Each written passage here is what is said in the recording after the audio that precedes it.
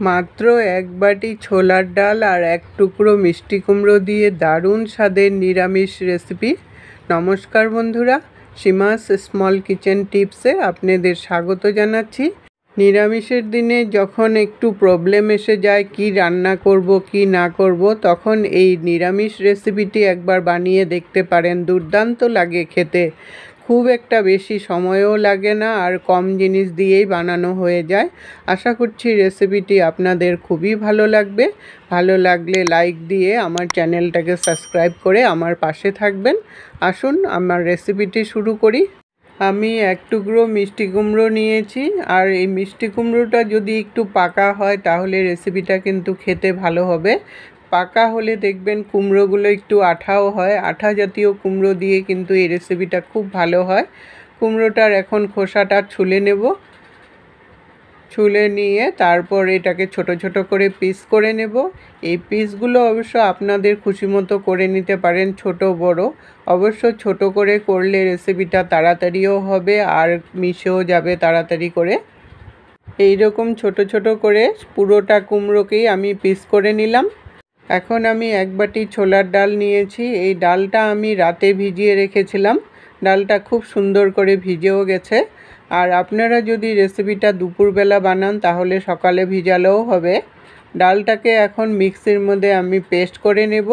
প্রথমে জল ছাড়াই পেস্ট করব। যদি প্রয়োজন মনে করেন তাহলে একটু জল দিবেন। আমার পেস্টটা দেখুন ভালো করে হয়নি, তার জন্য আমি একটু জল দিয়ে আবার পেস্ট করে নিলাম।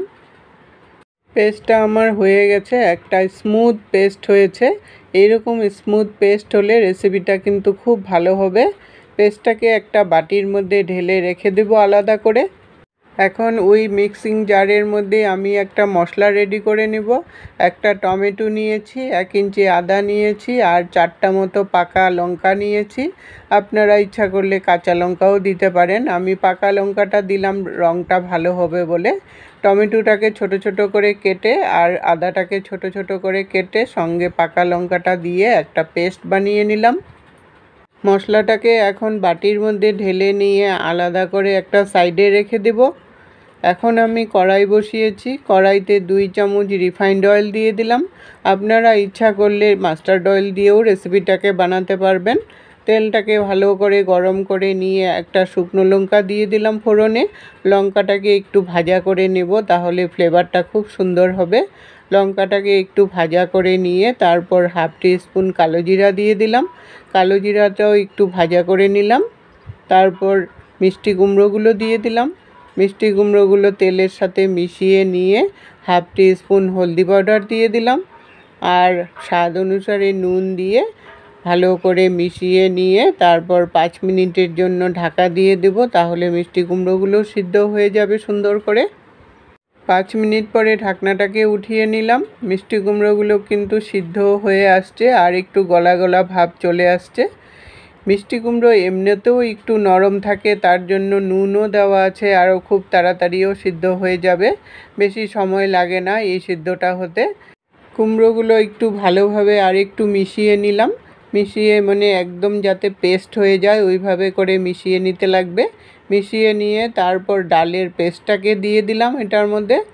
ডালের পেস্টটাকে দিয়ে এখন ভালোভাবে মিশিয়ে নিয়ে একটু শুকাতে থাকবো। ডালের মধ্যে একটু জল দেওয়া আছে তো, আর মিষ্টি কুমড়োটার মধ্যে একটু জল জল ভাব আছে, ওই জন্য দুটো একসাথে দিয়ে আরও 3 থেকে 4 মিনিটের মতো এটাকে শুকাতে লাগবে। এই সময় আঁচটা একটু মিডিয়ামে রাখবেন, না হলে নিচে লেগে যাবে। লেগে পুড়ে গেলে রেসিপিটা কিন্তু ভালো হবে না খেতে। মিডিয়াম আঁচে রেখে এটাকে শুকাতে হবে।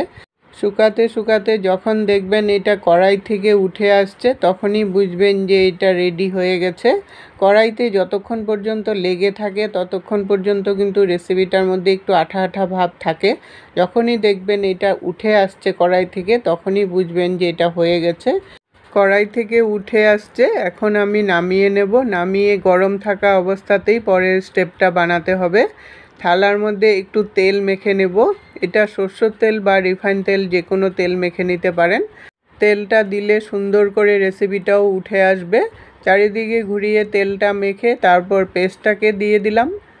পেস্টটা দিয়ে তারপর খন্তাটা দিয়ে একটু চাপিয়ে চাপিয়ে সমান করে দিতে লাগবে চারিদিকটা।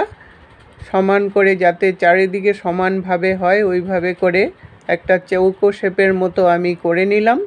এই শেপটা অবশ্য আপনাদের খুশি মতো করে নিতে পারেন। কেউ যদি চৌকো পছন্দ করেন তো চৌকোভাবে কাটবেন, যদি বরফি পছন্দ করেন তো বরফিভাবে কাটবেন। আমি চৌকোভাবের একটা শেপ করে নিয়ে তারপর একটু ঠান্ডা হয়ে যাওয়ার পর চাকু দিয়ে একটু পিস করে নেব চৌকো শেপের করে। এই পিসগুলো ছোট বড় যেমন পছন্দ করেন সেরকমভাবে করে নিতে পারেন। আমি চারকোনা শেপের এইভাবে করে পিস করে নিলাম। সবগুলো পিস এইভাবে করে নিতে হবে। একটু ঠান্ডা হয়ে গেলে সুন্দর একটা জমাটো বেঁধে যায়, রেসিপিটা দেখতে কিন্তু খুব সুন্দর হয়। এইভাবে করে সবগুলো পিস করে রেডি করে নিতে হবে আগের থেকে। এখন আমি ফ্রাই প্যান বসিয়ে 3 চামচ রিফাইন্ড অয়েল দিয়ে দিলাম। আমি পিসগুলোকে প্রথমে একটু ভেজে নেব। আপনারা ইচ্ছা করলে না ভেজেও এটা রান্না করতে পারেন, কিন্তু আমার মনে হলো একটু ভেজে নিলে খেতে ভালো হবে, তাই এগুলোকে প্রথমে একটু দিয়ে হালকা ব্রাউন কালার যতক্ষণ না হয় উল্টে পাল্টে 3 থেকে 4 মিনিটের মতো মিডিয়াম আঁচে এগুলোকে ভেজে নেব।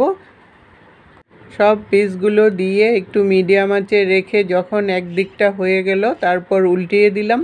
উল্টিয়ে নিয়ে আবার ওই পিঠটা 2 মিনিটের মতো ভাজা করে নেব। এরকম একটা ব্রাউন কালার হলে দেখতেও ভালো লাগবে আর খেতেও কিন্তু ভালো লাগবে। ভাজাগুলো হয়ে গেছে, এখন আমি নামিয়ে নেব। এগুলো ভাজা করতে কিন্তু খুব একটা তেল লাগে না, অল্প তেলের মধ্যেই ভাজা হয়ে যায়। এইভাবে করে বাকি পিসগুলো ভেজে নামিয়ে নেব। সবগুলো পিস ভেজে নামিয়ে নিয়েছি, দেখুন কি সুন্দর লাগছে দেখতে। এখন আমি আবার কড়াই বসিয়ে 3 চামচ সরষের তেল দিয়ে দিলাম। আমি এখন রেসিপিটা সরষের তেলে বানাবো। তেলটাকে গরম করে নিয়ে হাফ টিস্পুন জিরা দিয়ে দিলাম। জিরাটা আর একটা তেজপাতা দিয়ে দিলাম। জিরা আর তেজপাতাটা একটু ভাজা করে নিব যতক্ষণ না একটু ভাজা গন্ধ চলে আসে। জিরা আর তেজপাতাটা ভাজা করে নিয়ে একটা বড় আলু ছোট ছোট করে কেটে নিয়েছি, আলুটাকে দিয়ে দিলাম। দিয়ে এখন আলুটাকেও একটু সময় ভাজা করে নেব। আপনারা ইচ্ছা করলে আলু না দিয়েও রেসিপিটাকে বানাতে পারবেন। আমি একটু আলু দিলাম, খেতে ভালো লাগবে তাই আলুটাকে দিলাম। আলুটাকেও একটু উল্টে পাল্টে মিডিয়াম আঁচে রেখে 3 থেকে 4 মিনিটের মতো ভাজা করে নিয়ে তারপর মিক্সিতে পেস্ট করা টমেটোর পেস্টটাকে দিয়ে দিলাম। পেস্টটা দিয়ে এখন ভালো করে মিশিয়ে নিয়ে তারপর এটার মধ্যে 1 চামচ জিরা, ধনে, শুকনো লঙ্কা মিক্সিতে পেস্ট করে নিয়েছি, এই মশলাটাকে দিয়ে দিলাম। হাফ টিস্পুন হলদি পাউডার দিয়ে দিলাম। এখন এই মশলাটাকে 3 থেকে 4 মিনিটের মতো কষাবো যতক্ষণ না একটু শুকিয়ে আসে আর তেলটা উপরে চলে আসে। মশলাটাকে ভালো করে কষিয়ে নিয়ে স্বাদ অনুসারে নুন দিয়ে দিলাম আর ব্যালেন্স হওয়ার জন্য একটু চিনি দিয়ে দিলাম। নুন আর চিনিটা দিয়ে ভালো করে মিশিয়ে নিয়ে আর একটু সময় কষিয়ে নিলাম যতক্ষণ না একটু তেলটা উপরে চলে আসে। মশলাটা এই সময় যত ভালো করে কষাবেন রেসিপিটা খেতে কিন্তু ততটাই ভালো হবে। মশলাটা কষানো হয়ে গেছে, তেলটাও উপরে চলে আসছে। এখন এটার মধ্যে আমি 1.5 বাটি জল দিয়ে দিলাম। এটার মধ্যে একটু জলটা বেশি লাগে কারণ এটা ডালের তরকারি, ডালে একটু সোপ করে নেবে। জলটাকে দিয়ে ভালো করে মিশিয়ে নিয়ে এখন 5 মিনিটের জন্য একটু ঢাকা দিয়ে দিব, তাহলে আলুটাও সিদ্ধ হয়ে যাবে। 5 মিনিট পরে ঢাকনাটাকে উঠিয়ে নিলাম। আলুটা কিন্তু মোটামুটি সিদ্ধ হয়ে আসছে। এখন আমি এটার মধ্যে ভেজে রাখা পিসগুলোকে দিয়ে দিলাম। পিসগুলো দিয়ে ভালো করে মিশিয়ে নিয়ে আরও 2-3 মিনিটের মতো ফুটিয়ে নিতে হবে, তাহলেই কিন্তু একটু ঘন হয়ে যাবে। 2-3 মিনিটের মতো ফুটিয়ে নিয়ে তারপর এটার মধ্যে 1 চামচ ঘি দিয়ে দিলাম আর হাফ টিস্পুন গরম মশলা দিয়ে দিলাম। ঘি আর গরম মশলাটা দিয়ে ভালো করে মিশিয়ে নিয়ে তারপর নামিয়ে নিলাম। সম্পূর্ণ নিরামিষ পদ্ধতিতে ডাল আর মিষ্টি কুমড়োর রেসিপিটা আমার কেমন লাগলো বন্ধুরা কমেন্ট করে জানাবেন।